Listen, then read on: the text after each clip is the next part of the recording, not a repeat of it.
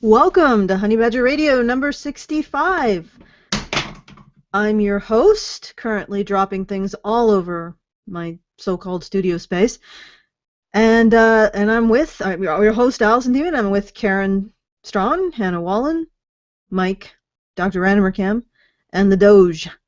And today we're going to be talking about you're just feminism for men. And all of the implications and what that entails about men's rights and the people who are trying to bring attention to the issues that men face. Originally, I was going to title this Better Whipped Than Weak, but I decided against it because it would just be confusing. This episode is basically about men preferring to continue to be victimized rather than being, or at least some men preferring to continue to be victimized rather than being seen as a victim.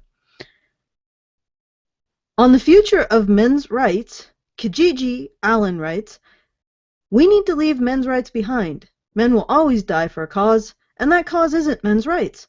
Society doesn't care about me, and I like it that way. So many smart people in this sphere wasting their time with pity. Thanks for your concern, Allison, but I'd rather have you whip me than cry for me." On Rant Zerker 65, How Feminist Are We? Palace of Wisdom writes, "Victimhood is exactly one use, to demand more than your due in the name of justice. Men are not interested in getting others to hand us free stuff. We are not interested in keeping score. We don't want to wallow in self-pity. We don't want to use the tactic of women and children. Men want to be treated fairly, not told, 'Oh, you poor thing.' You may never understand that, but you need to accept it." And on the future of men's rights, William Barrack writes, and incidentally, William Barrack's criticism is probably the gold standard of criticism that I've received at Honey Badger Radio. So if you find his comment, do take a read because it's really good. William Barrack writes, "One thing is for sure, I will never help someone who sees me as a victim. I see myself as a fighter, not as a victim. Even when I lose, I still see myself as a fighter, not as a victim. If you see me as a victim, then I will see you as condescending, if not patronizing, and I won't help you." We get accused of being feminism for men here at Honey Badger Radio because we bring attention to the issues that men face as men. Ignored sexual and domestic violence, suicide, workplace deaths and injuries, selective service, disposable fatherhood. The list of ways men are rendered helpless by our society is long and painful. However, we're not selling victimhood to men. We're not manufacturing victimhood for men. We are recognizing where society has victimized men because they are men. We are saying that when men have been wronged, we are also saying you can't fix a wrong until you recognize it. When some men tell us they don't want to be seen as victims, that's fine. But what about other men? What about boys? What about the negative effects on women and girls? When I listen to this, I can't help but imagine a powerful knight who's been bested and injured by a dragon. And that knight insists after their battle that there's no such thing as dragons, because to admit that there are would be to admit that he was bested and wounded by one. He was made a victim, even while the countryside is laid to waste by the dragon in the cover of night. He refuses to acknowledge, much less fight, or help others fight, or even tell them what's going on, why their daughters are being kidnapped and their shepherd sons baked black and half-eaten, for fear of acknowledging the beast that vested him. When you're tempted as a man to say things like, "I'd rather be whipped than seen as a victim," maybe you should consider that it isn't all about you. Maybe you're in a position where whatever depredations you're facing are worth the cost of maintaining an identity of strength, but not everyone is.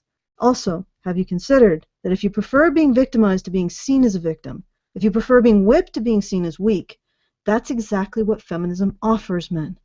Feminism whips men, blames men, but it certainly doesn't see them as weak and victimized. Feminism exploits men's willingness to be whipped as long as they are not seen as a victim. In that sense, I'd say, in challenging both the whipping and the fear of being seen as victims, I say that we are the exact opposite of whatever feminism is, and the exact opposite of whatever feminism offers men. Now, before I throw this out to the panel, I'm going to preface this by saying that what I just said are my thoughts, Allison's thoughts, not Karen's thoughts, not Hannah's thoughts, not Mike's thoughts, not Brian's thoughts, and not Anna's thoughts if she so chooses to join us at some point. They're my thoughts. So, Karen. Oh, okay. Well, I mean, you've left. Men are in this. They're in this quandary, right? Because men want to be treated fairly. right? But in order to ensure that they're treated fairly, they have to be willing to say that's unfair when they're not treated fairly, right? And it's next to impossible to get a man, particularly in any kind of conflict between men and women, to actually come out and say, yeah, actually that's not fair, right? Because even saying the system isn't fair, right, will make him feel like a victim, or like he's admitting that he's a victim. Um, so it's essentially they're sort of internalizing all of the negative outcomes. It ceases to be. Uh, I think when there's the bias in family court or whatever, they lose custody of their kids, all of that. They would rather think that it's a flaw within them than that it was some kind of systemic bias within the system. Because if it's a system, it's one thing to admit that you failed, right, in this one thing. It's another thing to admit that there is no way you could win. No way you could win because the system is actually stacked against you.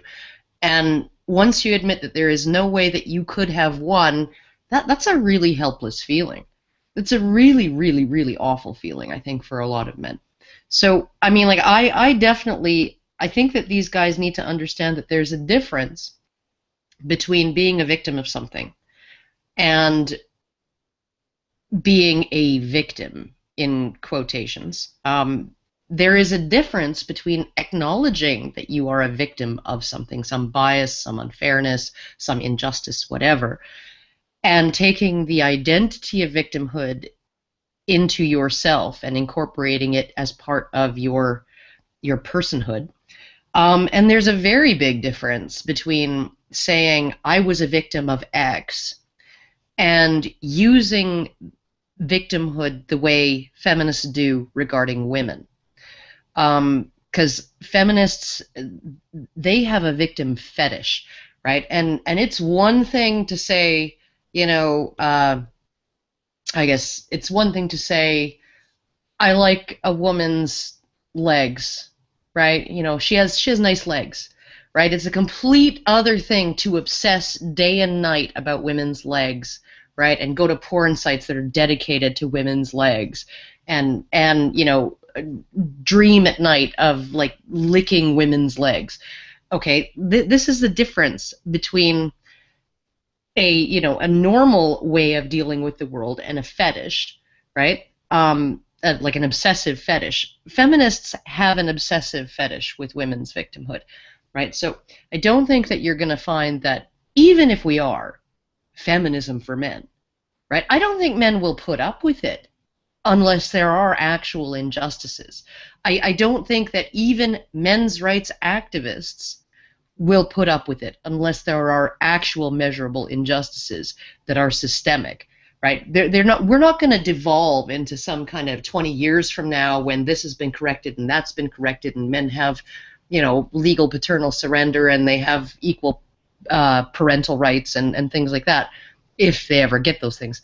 All of a sudden we're going to be looking at, sexist air conditioning and women spreading with handbags, and shopping bags and all of this bullshit, this petty bullshit that comes out of feminism because, as Allison said in the Rant Zerker on Tuesday, all you have to do to get an A+ in a gender studies course is take the most mundane day-to-day trivial bullshit and explain, no matter how convoluted and fucked up your explanation is, explain how it systemically harms women, right? So buttons or doorknobs, the height of doorknobs, the standard height of a doorknob, that harms women in some way, right? Because it's geared towards, heights that are not average for women or whatever, right? You can always find a way to make a woman a victim of something, right? Men are not going to tolerate that of any movement dealing with their issues. We've seen it with all of these comments. They're not going to accept a victim identity, right? whether they are able to accept that they can be victims of specific things. I hope so, right? Because you can be a victim of a mugging, you can be a victim of an assault, you can be a victim of, like, being a victim of something just means that something bad happened to you that wasn't your fault, right? Plenty of men have been victimized by things, right? Different things. That doesn't mean that your identity equals victim.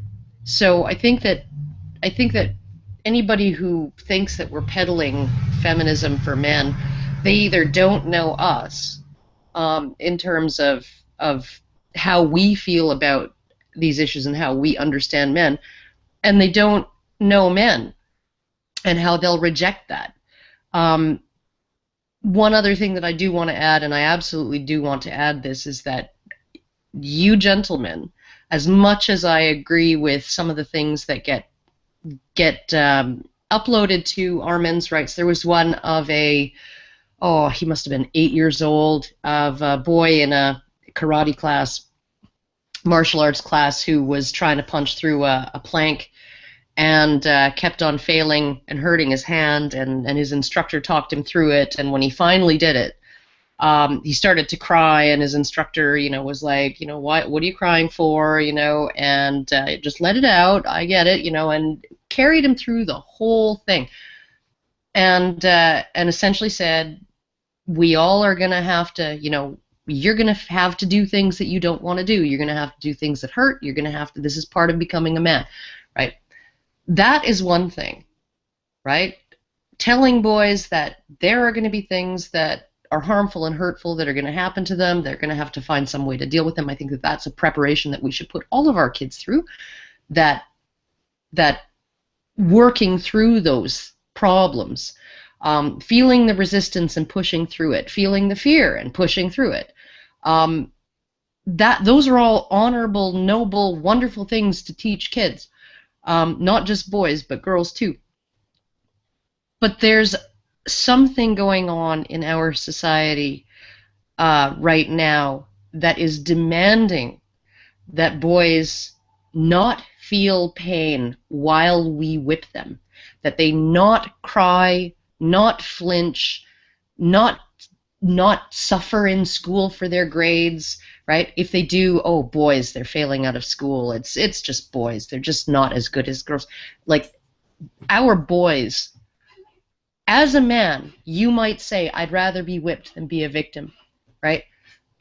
Look at a 4-year-old boy and say you'd rather have him be whipped than have somebody think of him as a person in need of help, right? Because that is really what we're facing right now. Anyway, I'm done. Okay, I'm gonna kind of approach this from a different angle, because I hate fielding this. MRAs and feminists say the same things. MRAs and feminists are the same. They're just two different sides of the same coin, and so on. And the reason I hate fielding it is because it very often it comes from one of two places, and the original place that it comes from is one of disingenuousness, and the secondary place that it comes from is somebody who has listened to the original disingenuous accusation. But the reality is, a lot of times when people say that, it is because they don't understand what feminism actually is. And I want to point out something. I don't know if a lot of people have, I'm sure a lot of people that have heard it, but a lot of our listeners may not have. Dr. Warren Farrell talking about his last interview when he was still part of the feminist movement. And he talks about how he mentioned that while everything, is still in need of change, while there are still problems and so on, feminism has made a great deal of progress, a great deal of change has occurred. And he said Steinem whipped her head around and just looked at him. And that was his ticket out of the feminist movement. Because you're not allowed to say things are getting better. You're not allowed to say there's been progress. At least not in terms of saying anything has been solved and doesn't need to be worked on anymore. That women are not permanent victims. And that's one of the biggest differences. Karen highlighted that already, that one of the biggest differences between the movement is victimhood for feminists is a permanent, enduring thing. Well, endearing too, and they capitalize on that. They cannot even admit when they're getting what they want, because feminism's movers and shakers are not about improvement. They're about capitalizing on that victim status. That's why they define it as a status that outlasts the conditions or circumstances that cause it. And one of their biggest things, rape. You have to be a rape victim your whole life after you've been raped. You can't have any recovery without them. You can't have any self-confidence. You can't have any independence. You can't have any moment where you're not afraid unless feminists give you permission. And they will stomp recovered rape victims over saying that they're recovered. That saying that, oh, we're not scared anymore. We've gone through our own therapy. We've recovered our sense of self. We've recovered whatever it is we lost during that moment of being dominated. We can't have that, not in front of feminists, because as soon as we're not afraid anymore, we're not useful to them. It's not the same with the men's rights movement. In fact, we need men to not be afraid. We need men to not be afraid to stand up for themselves. Because I hate to say this, but it's true. If you don't, nobody else will. As much as we can talk, and as much as we can raise awareness, nothing will change if we don't, as a movement, stand up and work at it. Stand up and contact legislators. Stand up and contact organizations. Say, this is the way things need to be. And it is going to be a fight, even though the only thing that we're fighting for is equal recognition of human rights. And the hard part is, of course, fear is normal in a situation like this. And it probably sounds hypocritical for me to say don't be afraid when I was anonymous for like 2 years, maybe 3 years, specifically because somebody threatened my family. And maybe they didn't threaten it with something that most people consider violence. Most people don't think of it as a violent act to send child protective services to somebody's house. But I think the men of the men's rights movement can understand exactly how violent that is, to rip somebody's children from them, because many of you have experienced it. So you know what I was afraid of. But I didn't shut up. And none of you should. And don't let people telling you you're just like feminists shut you up either, because you're not. Feminists falsify information. They actually manufacture statistics based on using false definitions in their research to get what they want, and then they use that to manipulate the law. They have to define the same behavior differently depending on who does it to get what they want. We don't have to do that. All we have to do is say if something is a human right, it's the right of all humans. If something is a wrong behavior, it's wrong no matter who does it. If something is a violation of human rights, being female or being a minority or being in a position of authority, whatever, doesn't make it not a violation of human rights. So before we sit around and worry that we look too much like feminists, we might want to take a closer look and actually acknowledge what a feminist is and the difference between how they operate and how we operate. And when somebody turns around and says that to you, you're just the same as a feminist. You turn around and say, fuck you, you don't understand what a feminist is. Read some things. Here's some information. I have some links for you. And if they won't look at the information, if they don't care, then you're just dealing with another troll. You're dealing with somebody who's trying to shake your confidence. And I guess the last thing I'm going to say on this, when I say don't be afraid, I don't mean don't experience fear. I mean don't let it control what you're doing. That's what actual courage is. It's not being fearless. It's not bravado. It's not even bravery. It's being terrified and doing it anyway. It's doing what has to be done even though you know it's going to hurt. Even though you know you're at risk, even though you know you're sticking your neck out. And I guess that's what I'm asking for everybody. Don't let somebody talk you down with that comparison.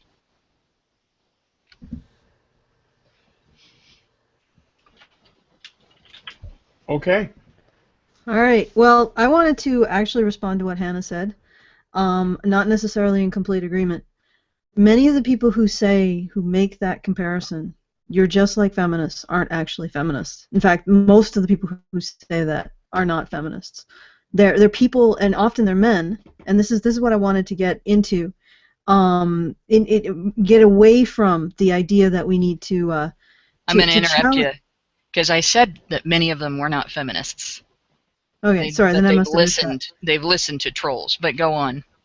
Yeah, but even so, I mean, even if they've listened to trolls, they're probably not listening to feminist trolls, because feminists don't say that we are like feminism in order to discredit, because they're feminists. They don't. If they compared us to feminism, they would feel that was a compliment towards us. So where this is coming from is not feminism. It's coming from the general population, and it's an attempt to dismiss what we're saying based on drawing a not very well argued or evidenced or logical parallel between us and feminists. Because the same people who are saying you're just like feminists are also dismissing feminists at the same time. So the real question for me is, where does this come from psychologically? Where does it come from people who are dismissing us because of what they're alleging is a similarity to feminism? So at the same breath, they're also dismissing feminism. And what I want to understand is why people are compelled to do that, and in particular, because the topic and the topic of this was why men in particular are compelled to do that, to dismiss this idea of presenting how men are victimized and are made helpless by society is being equivalent to feminism. We're not saying that these human ills are only perpetuated by women against men. We're just bringing attention to the fact that men can be victimized. And then in turn, we get men, in particular, telling us that we are just like feminism in order to dismiss this idea of men being vulnerable or being potential victims of something. And what I wanted to examine and look at and question is where that comes from and how it can be successfully challenged. Because we can blame everything on feminism, but this can't be blamed on feminism. Because, like I said, the people who are saying this are dismissing feminism as well in the same breath. So where does it come from? Why does it exist? Why is there this need to dismiss the idea of male victimhood in men? Why is there this need, this knee-jerk reaction of rejection? And what can we do to challenge that? And one of the reasons why I bring this up, and I'm not going to divert from that particular task, is because if you look at what Erin Pizzey, for example, says, even before feminism was in complete ascendancy, she attempted to create a domestic violence shelter for men. And the reason why it failed wasn't feminism. The reason why it failed was because the men who had money, who had resources, the businessmen, the lawyers, and the doctors who were perfectly open to funding a domestic violence shelter when women were the victims, refused to offer any funding with a domestic violence shelter that helped men as victims. And what I want to understand, that was the reason why it failed, in a big part, because it did not get that funding that it needed to get, that women got, but men couldn't. And they couldn't because men didn't give it to them. And what I want to understand is the mentality of those men and how we can bring about some kind of negotiation, some kind of compromise between how high-achieving men feel about themselves and feel about men who fail and what we want to accomplish. And I think if we do not ask these uncomfortable questions, we're not going to get anywhere.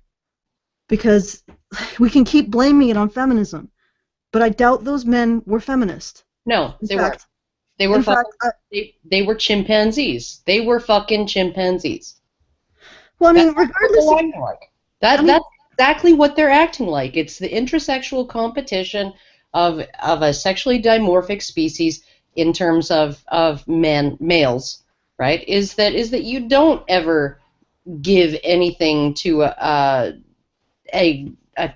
weak male. Weak males are just a liability. okay, well, just let me but I don't even want to get into the calling them chimpanzees, because these men, they have a mentality. Maybe we should look at this not as, I mean, we focus on homeless men, we focus on men who endure domestic violence and sexual abuse and how they're getting underserved. But these high-powered, high-achieving doctors and lawyers and businessmen, I would argue, also need to be rehabilitated, because it's a failure of compassion. And I see how they react to men that they see as vulnerable. They react with anger. They react in a very aggressive way to vulnerable. High-achieving men react really aggressively to vulnerability in other men. They act like chimpanzees.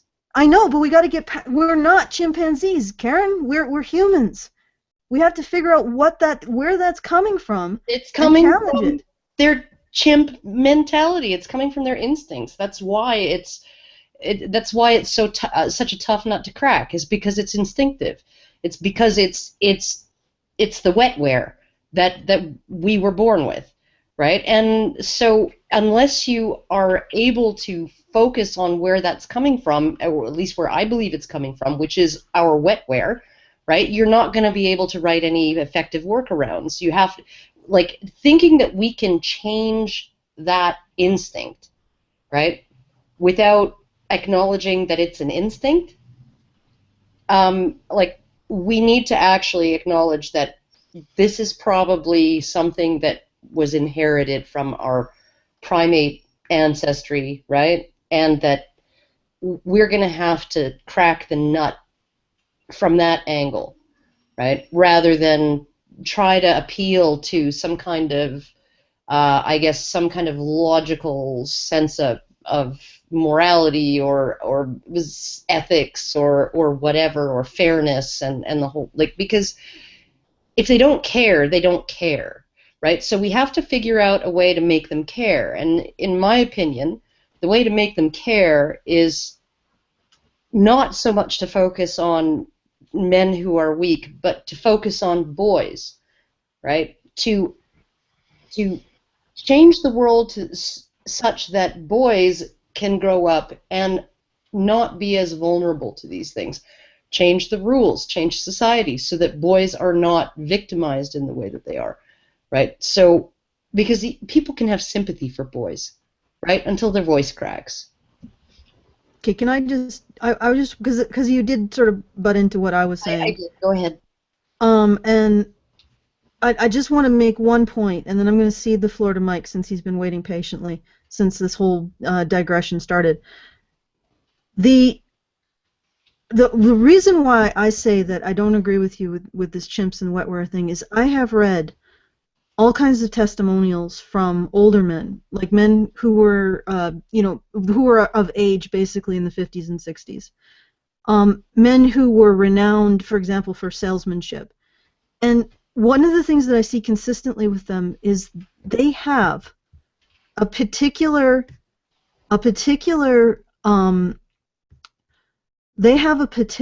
type of, they wanted in that time period, they wanted to mentor younger men. They seem to enjoy the idea of helping and assisting younger men to become successful. And I wonder if there's an aspect of that we can capture in trying to present these issues in terms of not necessarily having men be a burden on social services, but somehow taking them from a position of being a burden to be mentorship to being returning something to society. And because if we look at this, I mean, these men, like these high-achieving men, I don't think it serves anything to say they're chimps or they're just acting out of instinct or whatever.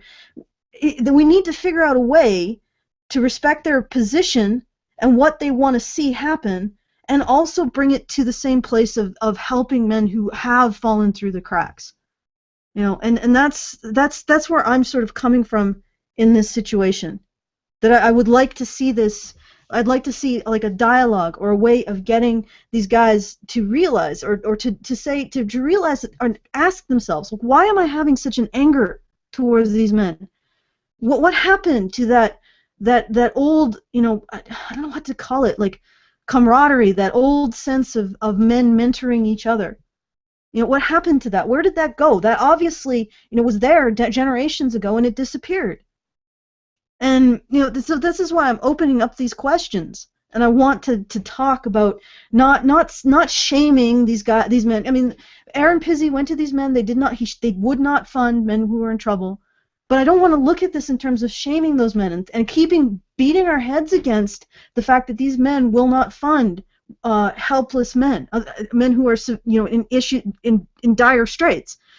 And shaming them and saying, no, what we're right, we have all the force of righteousness, this is about compassion, but they're not responding to that.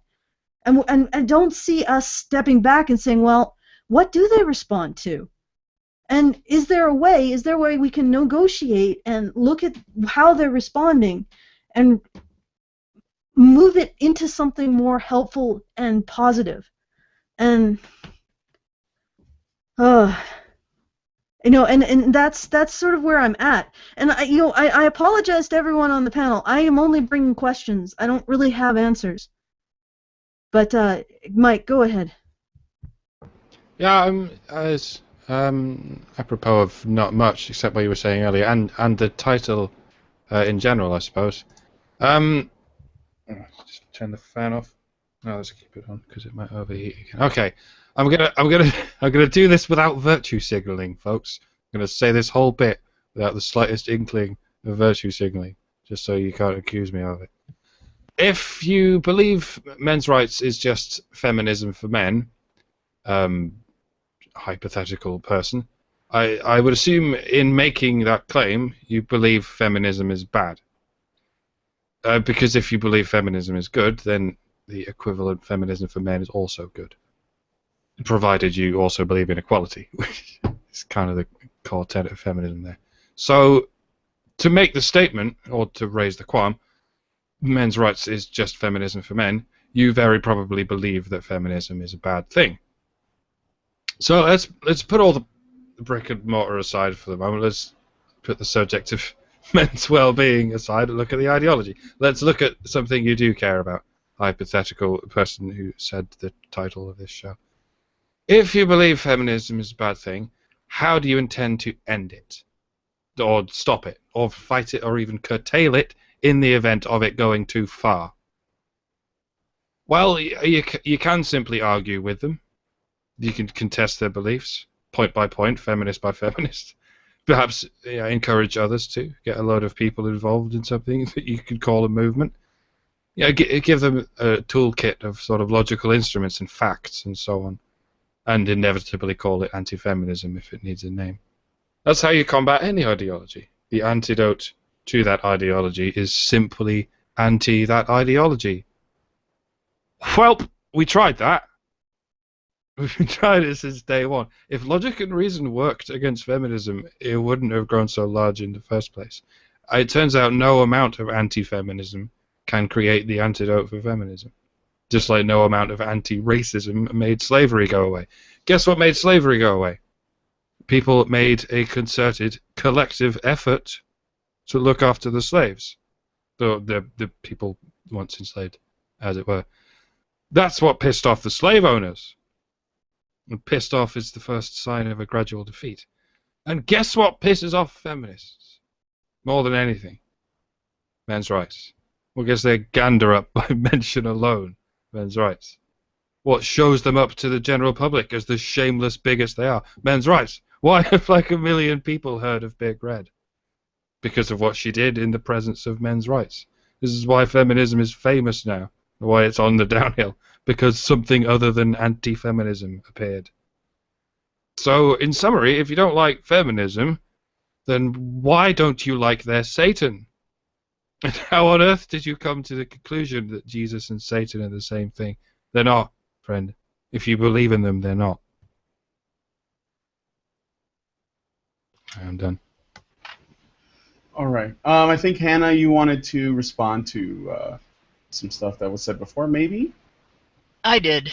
I want to point out the issue of saying that this is not related to the feminist attempts to absorb the movement by saying that we're the same, because it absolutely is. And I can go back to the chat here for a second. Anyway, what we've been dealing with, and what I've been watching happen for years and years, is you go into a little forum, and it grows. So when you first start out, you've got people there that are kind of either veterans in the movement, or they're sort of far enough out of other identity politics that they're not really affected by them. And they talk about the issues, they talk about what's going on, they talk about statistics, they analyze, and they learn things. And they look at things that areas where feminists have advocated for some legal change that infringes on the human rights of men and boys, and where they claim that women have been uniquely victimized, and point out that justification for chipping away at due process, for instance, has been feminists claiming that women are uniquely affected by sexual violence. And we can point out that's not true. It happens to both sexes, even at feminism's pettiest level of describing it. Quote unquote objectification. If you accept their definition and you accept their description and everything, what they're claiming happens, under whatever name they claim it happens, it also happens to men.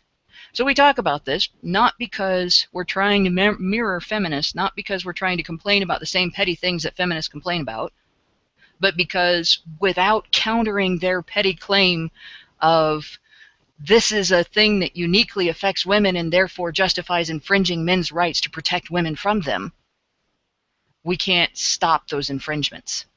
And then feminists make this argument, well, it's patriarchy hurts men too. You're just the same as us, but the other side of the coin. You just need to let us fight for you. Yeah, you get objectified, but because it's normal to objectify women. Fix it for women and it'll be fixed for men.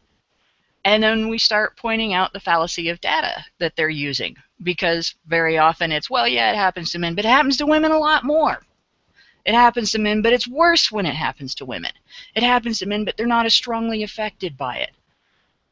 And it just the same reason that Mary Koss was able to get away with getting institutionalized in our government the use of a rape definition that excludes male victims of female perpetrators for the purposes of collecting data on rape.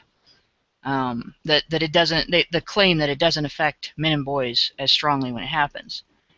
So we start discussing this, and then of course the neutrals start hearing the overall discussion. The fights between feminists and MRAs over this inevitably become public fodder, and they say, you guys sound the same, because they've heard feminists say, we can solve that. You're saying the same things we're saying. We are on the same side. Stop fighting us. And they're too frustrated or too disinterested to do more than scratch the surface and see the difference between the two movements. But the original thought, you sound the same as feminists, you're the same as feminists, you're just the other side of the coin, does come from feminism. It comes from feminist attempt to absorb the movement. And they've been doing that for over a decade. Now, I do understand that neutrals are coming at it from a different perspective. They're coming at it from a perspective of largely ignorance, and like they aren't gender politics ideologues. They're not feminists. They're not social justice warriors, but they're also not politically active in a libertarian sense necessarily until something happens to them. And that's what we saw with Gamergate. A lot of those people that we met through Gamergate They weren't. They were skeptics, maybe, or they were maybe completely uninvolved. They lived their lives. They didn't bother anybody. Nobody bothered them. And then when somebody finally did shit on them, and they saw the tip of the iceberg, when you first see the tip of the iceberg, you think that's all there is. And I've watched a lot of them slowly wake up over the last year or so, the last almost 2 years. And a lot of them become more and more aware of these issues and everything. But of course there's going to be a bit of resistance to accepting that things are this bad. You don't want to think you're in a situation like this. And so when you hear the original trolls say, well, you're just like us, you're just the other side of the coin, it becomes very attractive to be able to say, well, yeah, these are just toddlers fighting with each other. We can be above the fray. We can feel good about just holding our space in the middle ground if we agree with that, but from our own angle where we're frustrated because we don't like the fighting. And I see that happening more than I see people having this as an original idea to themselves. I don't think they do. Not as often as they're picking it up from it having been said before they got involved. That's the first thing. And the second thing is, Allison, you asked the question, how do we rehabilitate men from needing so badly to be seen as strong that they will ignore and submit to being victimized? My answer is, we don't start telling them the way feminists tell women that they can't recover from that they can't actually change, that they have to keep doing that because it's an instinct. We don't do that. If we don't do that, then we've already taken the first step. And that's it. Okay, well, just to correct some of where I'm coming from, when I suggested the name "You're Just Like Feminists," I wasn't specifically talking about feminists' attempt to co-opt the men's rights movement. I was talking about the urge to dismiss men's rights activism because it's seen as victimhood for men. And by people who see that feminism has become victimhood for women. So it's like I see what you're saying, and I recognize what you're saying, Hannah. I was sort of getting at a different dynamic when I proposed the title. One dynamic is the co-option of the attempted co-option of men's rights by feminism, by trying to say, well, you're actually feminists because you're fighting against the same thing as what we're proposing. And the other one was people who see, or men specifically, who already see feminism as victimhood for women, trying to dismiss men's rights activism as victimhood for men, and in so doing dismiss both as illegitimate. And the question that I was asking, how do we rehabilitate men from needing so badly to be seen as strong that they will ignore and submit to being victimized? I'm not talking about a situation where we encourage men to take on I don't even know if that's even possible, to be honest, but that we encourage men to stay in a perpetual state of victimhood. I'm talking about looking at the forces behind men rejecting vulnerability in other men. And for example, high-achieving men having such a profound anger, I've seen this many times, so having such a profound anger towards men who have failed, who have fallen through the cracks, and not being able to access that compassion for another being in trouble. And I don't want to look at that and say, well, let's shame them further for having that anger, because I think that anger is in of itself an expression of some harm that was done to them. And like I said, I'm basically just bringing out ideas and questions. I don't really have conclusions at this point in time.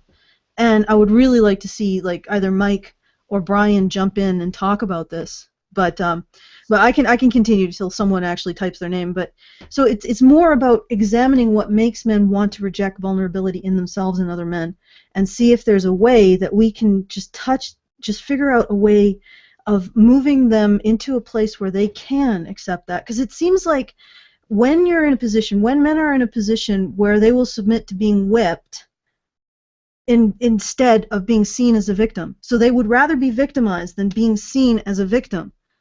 Well, that doesn't seem to be a very healthy place to be. it doesn't seem to be a place where you're really acting out of self-possession. It seems to be the place where you're acting out of almost a compulsion to view how other people see you as more important than how you view yourself. Because if you are being subjected to being victimized, you see yourself as a victim. But you're saying, I would rather see myself as a victim, but still have other people see me as not a victim, than actually not be a victim and have other people see me as a victim. And it just, because that's sort of where women are. I mean, we have other people see us as a victim when we're not. And I know that's also really toxic too. And it's like, it seems to me that this is the precipice of something really important, because it also ties into that psychological phenomenon of moral typecasting, where we seem to be unable to recognize that most people are a combination of being an agent and a patient. We're a combination of being able to act and being acted upon. We seem to just define agent and patient as these separate categories, and there's no cross pollination between them. And it's like, so it seems like this is even deeper, a deeper problem, a deeper issue that this problem with gender is pointing to. And I'd like to be able to bridge that divide and go to the high-achieving men who are so defined by being agents and express such anger to men who don't achieve as highly.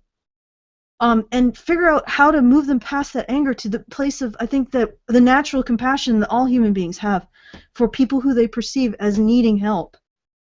And then I think there's an element to that when we look at that because these men have defined themselves as high achieving, maybe that's part of what generates the anger and the lack of compassion. And like I said, I'm just putting out ideas and questions and seeing where people go with it. Well, I was thinking about it, and I think that, okay, so there's a bit of a relationship to this idea that a man does not want to see himself both as an individual and especially as a group, as a victim of something, even if it's real. Even if it is actually happening on some level, whether that's, maybe because that individual man, is, he hasn't experienced a divorce or loss of his children, or maybe he hasn't been accused of rape, or he's been circumcised, but he's trying to make peace with it and basically refuse to accept that he either ran the great risk of some kind of permanent damage, or he does actually have damage and he doesn't want to acknowledge it. I remember, I'm thinking of a few instances of videos. There was a video that Barbarossa shared recently where there was a man that was protesting circumcision, and he was approached by another man that did not want him talking about circumcision in this protest. He was offended by it and bothered by it. And as they sort of like engaged in their dialogue, it was the protester came to the realization that the man who was essentially aggressively telling him to stop had himself been circumcised and also had his son circumcised. And when the protester brought it up, it only made the other man much more aggressive and angry. Now, of course, the reason for that was because he was coming to terms with the fact that what had happened to him and then what he went and did to his child was not good for either of them. And maybe they turned out okay, because there are many cases where people, men are circumcised and they're okay, or they're not as, if there is any issues, it's not readily apparent. But maybe not. But the point is that he lashed out. And I think it relates to what feminists call toxic masculinity, which is the men's desire or need to hide their emotions or react with violence, or essentially see themselves as strong, as invulnerable, and so on. Now, I don't like the idea of toxic masculinity because it doesn't really show that feminists are actually curious to understand the way men's emotions work or their minds work, and they don't actually have a respect for things like stoicism. However, I think that what they're seeing and what they call toxic masculinity is often this kind of what I think it is that men realize, on the whole, that if they show vulnerability, if they show that they actually have issues, it can easily be turned into weakness. And this weakness is something that men can't afford to show. But unlike the feminist narrative, that is something that is put on men by other men, that actually often comes from women. Because since women are the ones that, and this relates to what Karen was saying, because I think that these things are related, women are the deciding factor as to whether or not a man gets to reproduce. A man gets to reproduce if he can provide, and this is on the whole, and I know that there's tons of other factors to throw in, but they need resources, they need to show that they can protect them, they need to show that they can essentially, in most cases, they have to be the leaders, and they also have to be the anchor for a woman, and she finds that attractive. Men that, for example, men that want to be stay-at-home dads or house husbands, or they things of that nature, women generally do not find that attractive. This is something that men know in their gut. They know instinctually.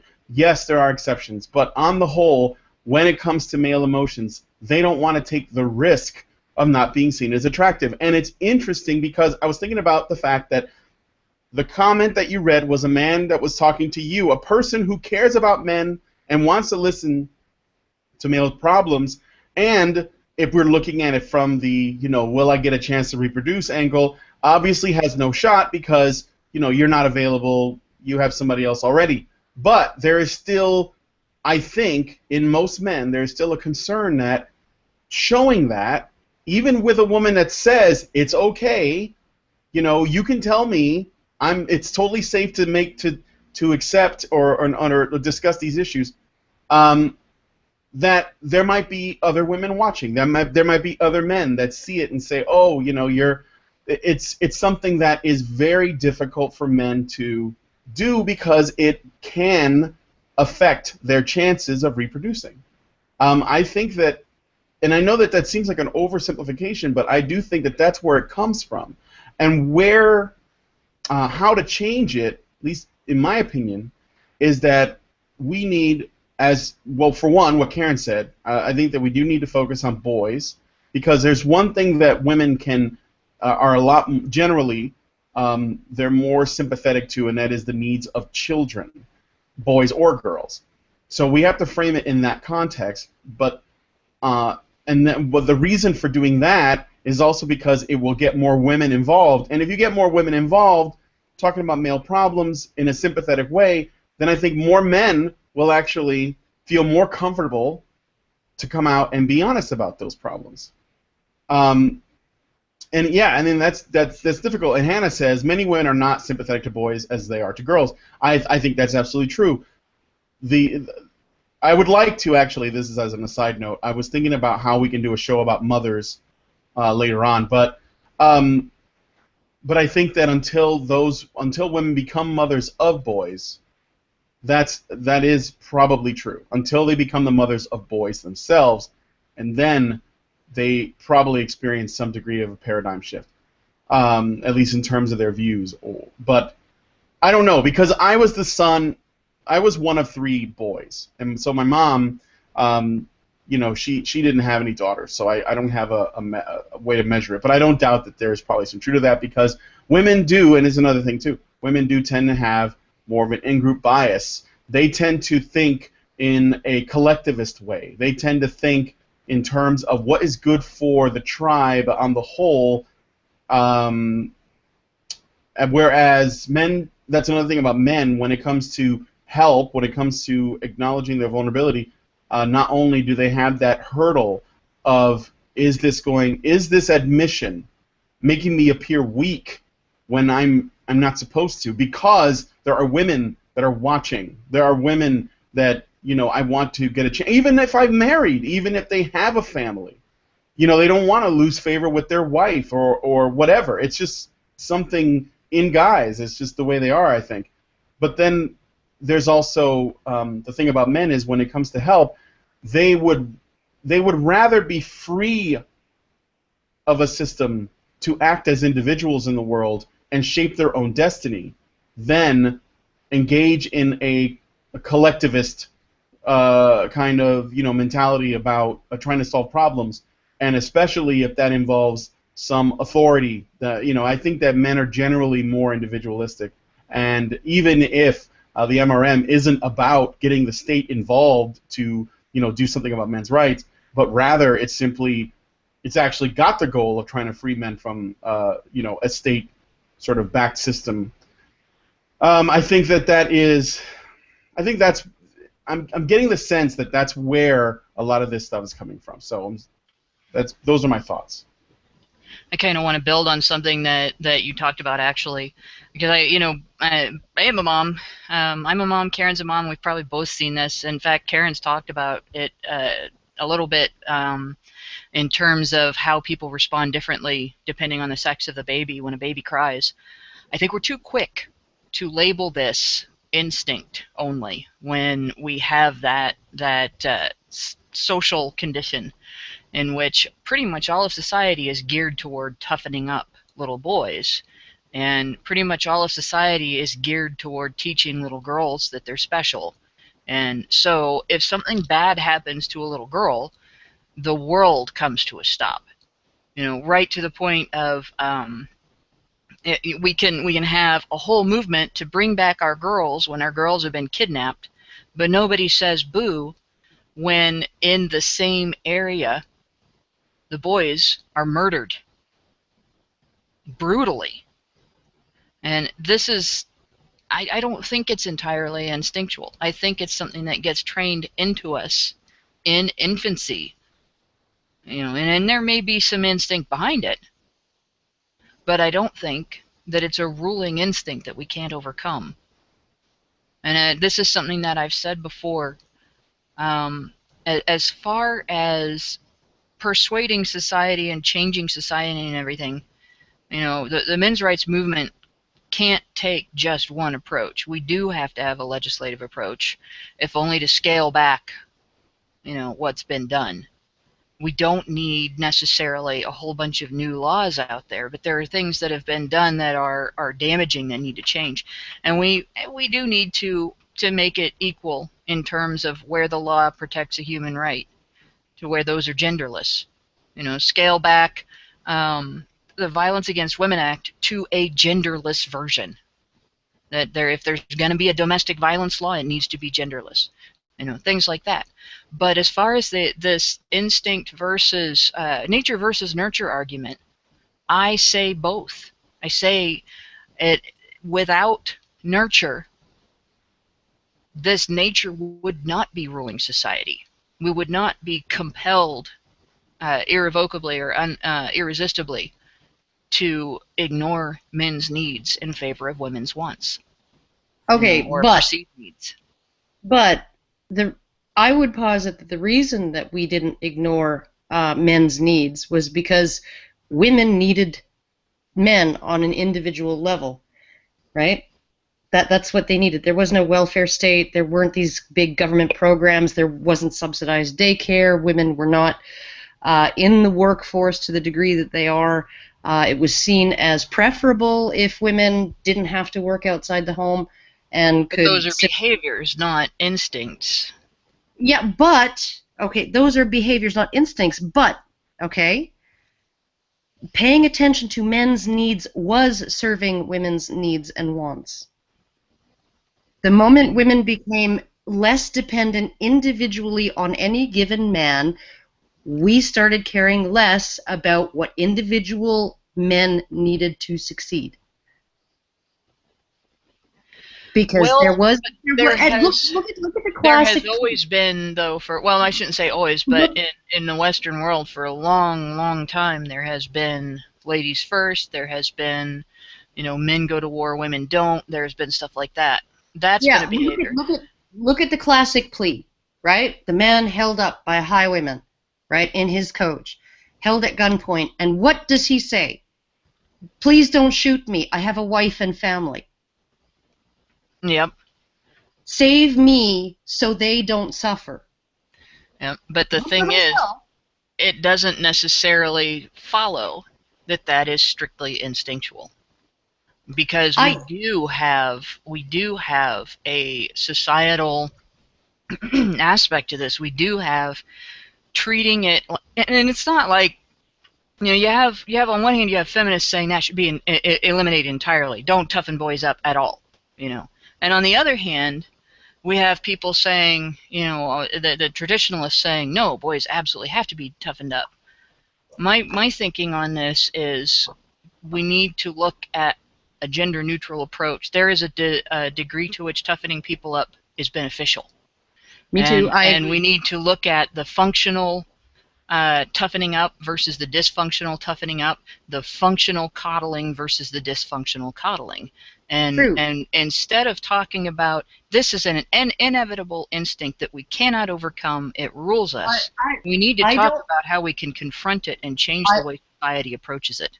I want us to understand that there are instinctive underpinnings to this. I want people to understand that, because in my opinion, that is the only way that it can be effectively countered, right? It's like having skin cancer and you think, oh, that's a sore, I'll put a Band-Aid on it, right? Yeah, because you misdiagnosed the problem. I'm of the opinion that we have to address the instinctive element of this, whether it's 40% of the problem or 80% of the problem or 100% of the problem or 20% of the problem, whatever, okay? We have to acknowledge that a portion of this problem is in our instincts. Otherwise, we're never going to overcome it. And I do want to add, okay, because you say we have feminists saying that boys shouldn't be toughened up. Boys shouldn't be toughened up. Okay, but who is the first fucking person to drink from a male tier's coffee mug the moment that some freaking kid's voice cracks and he sprouts a little peach fuzz on his chin and he acts the way they taught him to act, right? They are the first ones. The moment he's a man, or he doesn't white knight. The moment they can see or feel or perceive him to be a man rather than a child, right? All of the standards change, and that's why. And I think, in fact, that's why this bait and switch, right? Because this is the millennials are the first generation of boys who were really raised with this sort of Dr. Spockish, permissive, never spank, always let Precious express his thoughts, and the child's needs are the center of your universe and all of this other crap. Because my mom didn't raise me that way, her mom didn't raise her that way, right? Or her brothers. These millennial boys, and to a degree the generation prior to them, right? They're the ones with the suicide rates through the roof when they hit their teens and early 20s, right? You ever wonder if maybe it's because they were told all their lives, oh, everybody cares about your feelings, honey, and then they become adults, and all of a sudden, not only does nobody care about their feelings, but they're punished for expressing them, right? So, personally, I would rather raise my boy, right, with the understanding that people are going to treat you, if you show weakness as an adult, people are going to treat you like you're worth nothing, and they won't even be aware that what they're doing is unfair, right? Because it's all just the way people are. I would rather raise my boy to understand what he's going to face when he gets older, and maybe we can find some workaround to these instincts. Maybe we can find some way that we can manipulate them. We've done that before. We do that all the time with our instincts, right? But I would rather prepare my boys for the life that they're going to face if this continues. That is what I am preparing them for, right? Because unless we are willing to face that this is a problem that is within us, right, and that we have to make a conscious and constant effort to fight against it, or we have to create institutional and societal structures and social norms that actively counter it, right, or work around it, find some way to circumvent it. Like all we're doing by telling our boys that their feelings matter is setting them up for a really, really, really rude awakening. I'm not talking about feelings. I'm talking about their welfare. And it is right to teach your boys that their welfare matters. And your welfare is not your feelings. Your welfare is if you are injured, you have it is the most reasonable course of action for you to do something about it. It is an unreasonable course of action for you to ignore it unless you have a compelling problem that makes it impossible. You don't stop to put a Band-Aid on if you're being chased by a bear, but you don't ignore it if you're not in a situation where ignoring it is necessary to protect yourself or to achieve something that you need to achieve for your own survival. Then you put a Band-Aid on, if that's the thing to do. You get a bone set if it needs set. If you have been wronged and you have a legal recourse for that, you take that legal recourse. And there should be a compelling reason not to, before you ignore your own welfare. And it's not just because, although I've made more headway with neutrals a lot of times when I talk about the results, what happens when a man's human rights or a boy's human rights are violated and ignored. It shouldn't take that. And shoot, the other thing I wanted to say before your rant is kind of lost. But, I remember what it was, because you had talked about toughening up your boys. You can't just toughen up your boys and fix society. Girls cannot be raised to be wimps and be successful at anything except being wimps. Agreed. And feminism has made its whole hypocritical, income-based thing out of profiting from girls being wimps. We need to kids become adults when you teach them to be tough and strong rationally, and you teach them when to know that bravado is damaging instead of helpful, and that should be that way with both sexes. That's it. Okay, and I'm gonna step in here and put some thoughts out. The situation and the behavior that I was trying to get a conversation on, and I think we got there in some places. And this isn't a very extreme example, and it might be sort of very black humor. It's an extreme example of what I'm talking about, the kind of behavior I'm talking about. Let's imagine a man who submits to being castrated because he doesn't want to have to be seen as a eunuch. So he becomes a eunuch in order to not be seen as one. That's the kind of extreme behavior. A man who submits to being a victim in order to not be seen as a victim. And that's the kind of extreme behavior that I'm trying to talk about and try to figure out the source of and the solution for, because I do see it happening. And I wanted to say that recognizing your vulnerabilities, recognizing your victimhood, there's a certain like in that example that I'm talking about, accepting victimization in order to not feel like a victim, there's a certain amount of lack of self-possession in that you're being led around by your desire for how other people to have people see you in a certain way. And there's a certain dignity in being able to recognize your vulnerabilities. And I remember from when I was studying the Jim Crow era and the civil rights movement, I remember there was this one image of a black man, as an older black man who's very, in that generation, everybody wore suits when they left the house. So he was very I guess, he was very not casually dressed, but very professionally dressed, older black gentleman, and he was holding a sign that said, "I am a man," and in his face you could see an understanding of the depredations that he faced as a black man in the civil rights era. You could see that he knew that he was vulnerable, but at the same time he had a self-possession and a dignity, even in the recognition of vulnerability. There's in the recognition of vulnerability, there is a dignity.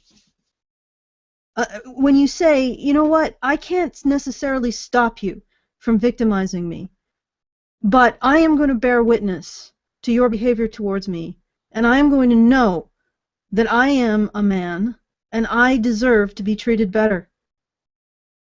And you're not going to take that knowledge away from me. mean, yeah, toughen up your sons and make them realize that they're living in a world where the world is not going to treat them, and not even with fairness, but not even with not with an equivalent fairness to the way that it treats women in a lot of ways. It's not going to care about their harms, but that doesn't make that right. I mean, for your son, Karen, I mean, yeah, sure, tell him that, he's not going to get a fair shake. People aren't going to care about him when he cries. But also, maybe that's, to a certain extent, the fact that society doesn't care about his welfare isn't moral. It isn't right. Of course it's not. And in the face of that, he can maintain his dignity. He can say, yeah, you know what, I'm not going to give you more to hurt me with, but I'm going to recognize that what you're doing, I am a man, and I deserve better. And I'm going to maintain my dignity. I'm not going to buy into the flattering lies about being all powerful and then be led around by the nose in order to maintain the flattering lie about being all powerful. And like I said, that older black gentleman in the suit had such incredible dignity and gravitas in his eyes. And I'm looking at that, I'm thinking, how can you look at that and say that that is even the attitude of a victim? It's not the attitude of a victim. He may have no ability to stop himself from being discriminated against, no ability to stop himself from being beaten or being treated as lesser or as a second-class citizen, but he has the ability to bear witness of his treatment and not let the prevailing social climate take away his right to say that I am a man and I deserve better. And I'm like, why would going into that place of dignity be lessening men? Why would that be lessening? Like, why do men look at men's rights and the recognition of men's vulnerabilities? Why do they see that as lessening them? I mean, you don't have to suddenly burst. And this guy wasn't crying in a courtyard. He was dignified. He had a recognition of his vulnerabilities. And he used that recognition to bear witness to the harms and injustices that to say that these harms and injustices, they are done to me, and they are your fault. Not my fault for being a victim of them, but your fault for having done them. That's dignity. That's self-possession. And when I see guys who say things like, oh, I'd rather be whipped than be seen as a victim, I see the same kind of exaggerated thing that I said. A man who submits to having his balls chopped off because he doesn't want to be seen as a eunuch. Yeah, but you still are a victim. In fact, you're so manipulated by how other people view you that you're submitting to being exactly the thing you say you don't want to be seen as. And it's just recognizing your vulnerabilities is dignity. It doesn't have to be you sobbing in a courtyard. It can be you holding the line and saying, hey, I may not be able to stop you from doing anything to me, but what you're doing is wrong, and I know it. Okay, Yeah, Brian. we're not talking about sitting around in healing circles wearing a nappy talking about your pain. We know that's not everyone's bag. I mean, yeah, it's okay for some people, but it starts with political victimhood. It's the reason it's called the men's rights movement. It's here to at least get over all the hippie stuff and say, hang on, there's something we can address here in that thing we call the system. I did actually. I was approached at the ICMI in 2014 by an older gentleman who said that he had come up through the mythopoetic men's movement, which I think is sort of the drum circles in the woods kind of thing, very sort of hippie-ish, quasi-feministy type thing, and consciousness raising and the whole bit. And he said that he didn't think that the men's rights movement was effective for men because they really need to just talk about their feelings and get over their anger, right? They'll never get anywhere unless they get over their anger. They're too angry, and they really just need to get their emotions. And like, to ask men to do this, to ask the majority of men to do this, to just sort of sit and talk through their feelings without taking any kind of action, is, it's not the nail, right? Yeah, it is. It is. There's a nail in your forehead, and let's do something about it. Don't just talk about it. Don't just talk about how your head hurts, right? Let's do something about it. That's men's approach. Women's approach is, I just want to talk about how my head hurts and all my sweaters are snagged, right? Because to her, it's not about the nail, right? It's about her feelings, right? No, And can I with men, interject, Karen? I just want to interject. the nail. If you use the same sort of sardonic humor for men, the way men would approach it is put a nail in my head so I don't have to talk about it. um, no, no. But like, okay, having worked with working class men all my life, okay, the phrase "stitches are for bitches" is absolutely something that I heard because I worked in kitchens all the time and in restaurants, and so people were cutting themselves all the time, and it was just a thing that the guys would say to each other, oh, does that need stitch? Oh, stitches are for bitches, right? That's the way so many guys are.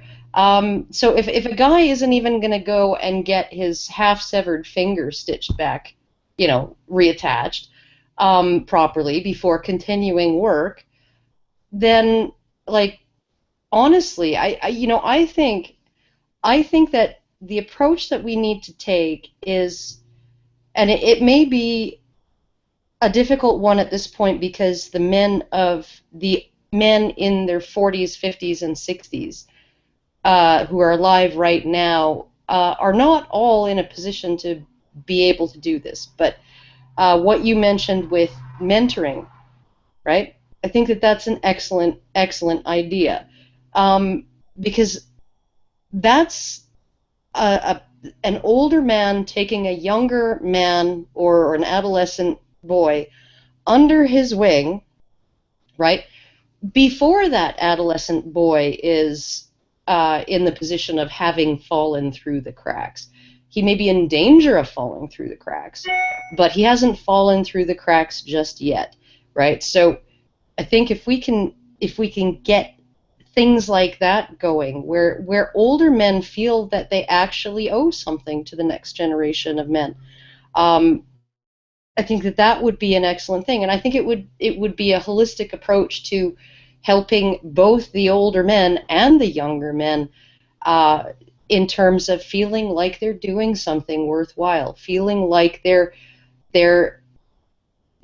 taking some action that doesn't conflict with their sense of masculinity, that doesn't make them feel like victims, that allows them to each make the other stronger, all of that. I mean, that I think would be one of the things that we should do. The men's shed programs, particularly any kind of place where men can get together and actually, I don't know, build a frickin' birdhouse together, whatever.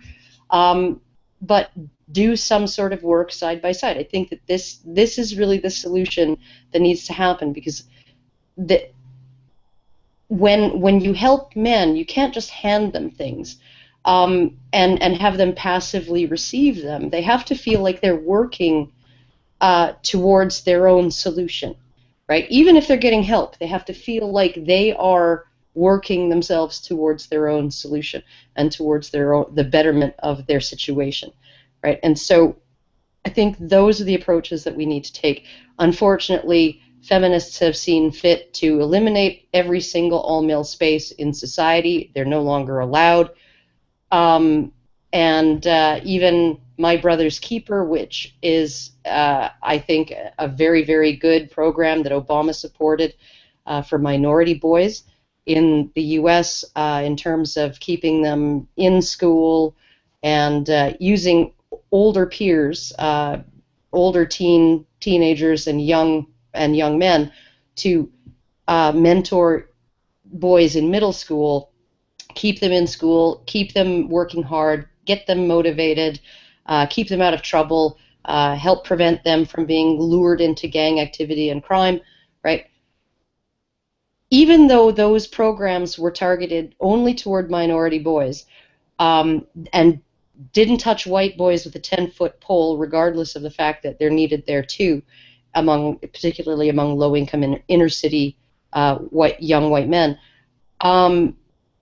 feminists flipped their shit because the program didn't include girls, and girls were being ignored. Girls were being left behind, despite all of the programs for girls and specifically for minority girls. Having this one program specifically for minority boys was not okay. And so this is really, really going to be a tough thing. Even if we acknowledge that it's the easiest thing to do, the easiest way to help men, both older men and younger men, is to get them together, right? Maybe on an individual basis. It's still going to be a really, really difficult thing to do, given the climate of, you're not allowed to do that if it's like an all-male thing. That's not allowed. So, anyhow. All right. So I just wanted to go back and sort of summarize for people who are just now joining us, or maybe they, are having a difficult time following the conversation. This has been, we're like all over the place. What we covered on today's show. So we're looking at a couple things. First off, we looked at, You're Just Feminism for Men, and how those things are either right or wrong. And there are a couple of ways that we looked at it. From the, what Hannah pointed out, which is essentially from the beginning, or at least in the last decade, feminism has been trying to absorb, the issues that men face by saying patriarchy hurts men too, and also gendering things that aren't, and so on. But then there's also the other part of it where you have, in brief, people who are not involved with either movement, that simply they're on the outside and they're just making a judgment based on what they see on the surface. They just say, oh, well, those two things are the same. They're both trying to be the bigger victim, feminism and men's rights. And then we got a little bit deeper into what is it about men that makes them resistant to the idea that they can be discriminated against or be victims of something social, something institutional, something in the media, something in academia, whatever it might be. And that they would say, well, you know what, I'd rather, even though all of this stuff is clear as crystal and you're doing a good job presenting it, I don't want to acknowledge it, or I would rather just suffer in silence than, see those things addressed, because whatever the reasons might be. And then some of them, we pointed out, Karen said that they were likely there's something instinctual about it, and I was basically saying that I think that it has to do with the idea that if a man does that, it actually he believes at the least, but it may actually be true, that his odds of mating or finding a mate will be reduced. So he doesn't want to ruin those chances, so he will remain stoic. And we talked about child ring, and if you guys, if there's something I left out, just butt in. But we talked about ways that we can help with child raising, and to help men both not be complete wussies, as Clint Eastwood would put it, but also acknowledge that to recognize that something is unfair or unjust is not necessarily an admission of weakness. It is simply looking at reality as it is and saying, this is not fair. And maybe it doesn't affect me. Maybe I'm not a homeless veteran, but there are homeless veterans, and I want to recognize their problems as something that we should get a closer look at. And the fact that if we're also going to frame this in the feminist sense, when feminism discusses homelessness, they typically don't. They either leave men out and they talk about how 3 out of every 10 homeless people are women, oh my God, or they frame it in a more sort of anti-military industrial complex perspective where they say, oh, well, this is how the patriarchy hurts men too, but not really interested in creating solutions. And so I think that those are some of the what is one other thing that I thought about? It seems like when you're a boy in this age, everything is against you, or at the very least, you don't have a lot that you can call yours. And there aren't a lot of male spaces for young boys. They start off without something that they need desperately, and that's a father. In many cases, and I believe that men, when they are taking an action, they are doing a lot more. Not only can they create more, especially when they're working with other men in a cooperative atmosphere, to actually better the world that they're in, but they also do a lot more for themselves because they bond with other guys and they feel like they're accomplishing something and they're doing something for their community or for the world as a whole. And men actually take a great deal of pride in doing that. So I actually think that men can actually be more productive when cooperating than they are when they're competing, although competition is also good for men, provided that it's healthy. So I think that there has to be something that goes back to valuing the things that we consider masculine behaviors and honoring those things and respecting and admiring them openly again. And that's why I personally take a lot of issue with the phrase toxic masculinity, because it is something that takes everything that is great about men and distorts it to something that's really bad about them. And it uses extreme examples, and it uses, really destructive. It just takes it and distorts it and perverts it in this really bad way. So I'm going to wrap it up now. That was the main thing I wanted to say. Was I think those are the things we talked about. There is one other thing too that I want to point out that I've acknowledged. I've noticed. I've noticed that since doing this show, I have learned a lot about men and male behavior and the male mind as a man myself that I think I always saw, but I didn't really know what to call it. And I find that really interesting, that it seems to me that a lot of our institutions of knowledge and the places that we go to learn about the world, they don't understand the way men work. And I think that is that's very telling, because I had to learn it through a space like this one. I'm done. Okay, I'm going to do a meta wrap-up, and I'm going to include what Hannah and Karen have been saying in the bar here. Hannah points out that when we talk about men mentoring boys, that women need to back off and let them do their thing. And this is different than a safe space. This is a space for men and boys to mentor each other. Feminists will say that women should mentor girls. That's fine.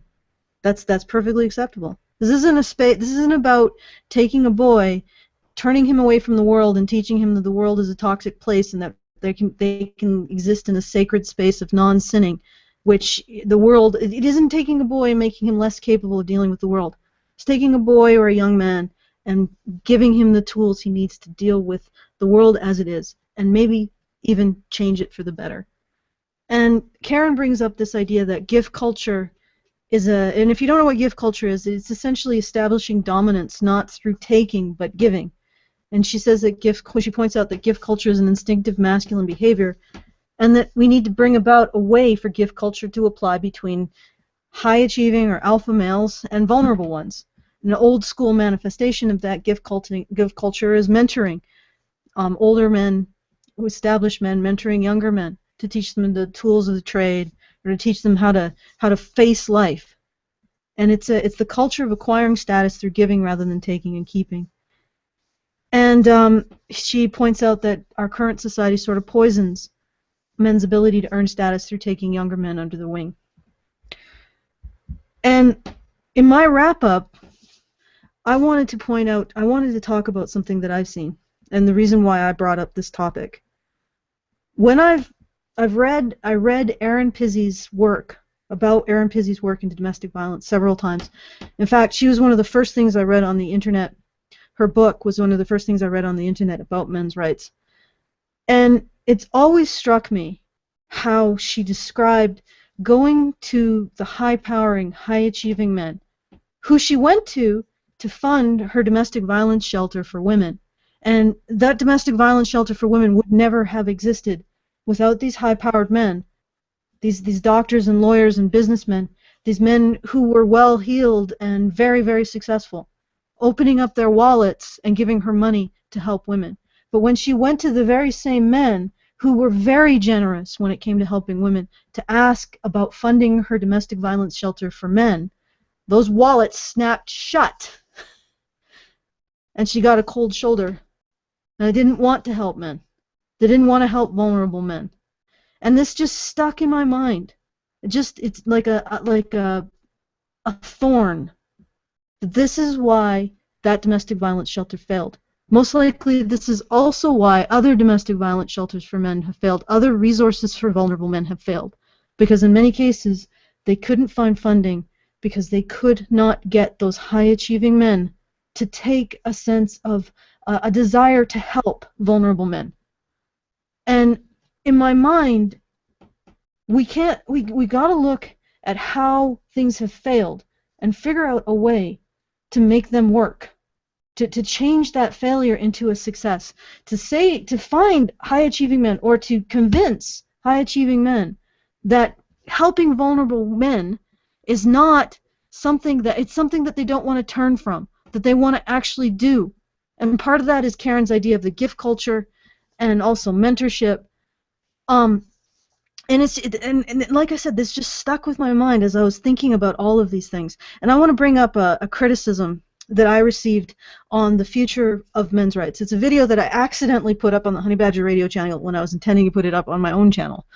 And I received quite a lot of conversation and criticism for it. And well, at least it's not a 12-hour video with a still shot. Yeah, I know. My bad, guys. I fixed it. Anyway. So Happy Drumstick 93 said, actually, I have a question, Allison. What have you done for the men's rights movement? And I thought really hard about this, and this is all going to tie together with what I mentioned about Erin Pizzi and his question to me.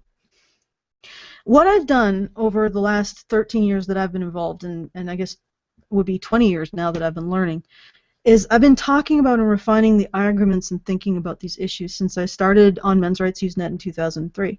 And at the risk of sounding arrogant, a modest portion of the arguments and philosophical thinking underpinning men's rights and gender dynamics is somewhat original to me. This includes my work on threat narratives. Personally, I have extreme anxiety and depression due to PT, post-traumatic stress disorder, as a result of having living through being bombed in the Gulf War, extreme enough that I've been hospitalized and undergone emergency psychotherapy to prevent suicide. When I was called upon to talk in public about men's issues, I set aside my fear and I did it. I did it under my real name and on television, permanently tying myself and my reputation to men's rights. Prior to going on TV, I was experiencing panic attacks, which I managed to calm using a technique based on cognitive behavioral therapy. In 2015, I spoke out for Gamergate and men's rights at a convention which represented the largest marketplace and networking opportunities for artists and creatives in the Western Canadian prairies. It was a marketplace in which I had expected to be able to sell my wares for years, and in previous year I had been offered a job. Because of my public stance for men's rights, I was kicked out of that marketplace and banned for a period of 10 years. Due to their updated policies, I'm now basically banned for life. I've tried to do what I can to advance the knowledge of this topic for 13 years now. And this is what I've seen. It's very disheartening. I've watched increasingly draconian legislation regarding sexual consent being passed year after year after year after year after year, and watched opposition to this process fail year after year after year after year.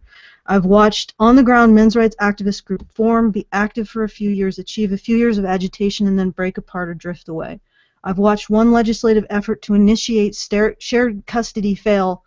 I've watched appeals against fraudulent restraining orders or insanity in the family courts fail. I've seen one or two situations where a judge was finally held accountable for perverting the course of justice or removing or tampering with exculpatory evidence from a trial, and then watched as they were given a slap on the wrist reprimanded to a class on ethics. I've watched petitions fail. I've watched the media invent a narrative out of whole cloth to smear a consumer revolt libeling an entire group of people with lies. I've seen the media demonize and libel people left and right and center with no recourse against their bullying and their lies. I've watched a man break his heart trying to keep a crisis line, then a shelter alive for 20 years, only to kill himself when he lost it. I've watched all of this, all of it. And what I've done, what I've realized from watching it, is what doesn't seem to work. What's been tried is appealing to media, to government, to academia, protests, petitions, proposing legislation. They've all been tried, and they've all failed. What hasn't been tried is just building what we want to see ourselves. I don't mean the shelters and the helplines or the legislation or that. I mean building the society that funds the shelters and helplines and cares about the legislation. And I think the start is right there in that thorn that was in my brain for so long. The start is to somehow spark compassion between high-achieving men who up to this point have turned away from vulnerable men in fear and anger, sparking compassion between those high-achieving men and vulnerable men in order to get anywhere with the funding, with the agitation, with the appeals to media. And that's all I have to say about that.